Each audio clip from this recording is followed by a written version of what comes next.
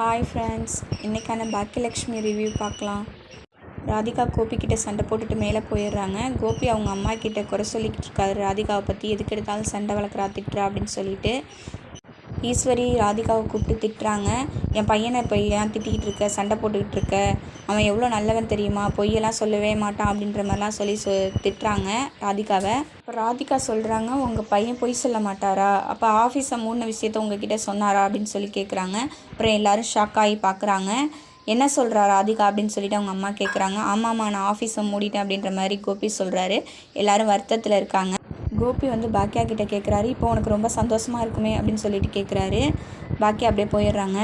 அப்புறம் கோபி ஒருத்தவங்க கிட்டே ஹெல்ப் கேட்டுட்ருக்காரு, கால் பண்ணி பேசிகிட்டு இருக்காரு.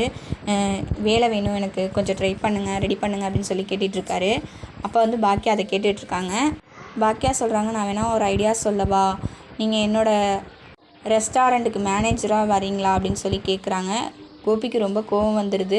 எல்லாரோடையும் நீ எனக்கும் சேர்த்து வேலை கொடுக்குறியா அப்படின்னு சொல்லிட்டு கோவப்படுறாரு. அதை ராதிகாவும் பார்த்துட்ருக்காங்க. இதோட இந்த ப்ரோமோ முடியுது. பாக்கியலக்ஷ்மி சீரியலில் உங்களுக்கு பிடிச்ச கேரக்டர் என்னன்றதை கமெண்ட்டில் சொல்லுங்கள். தேங்க்யூ.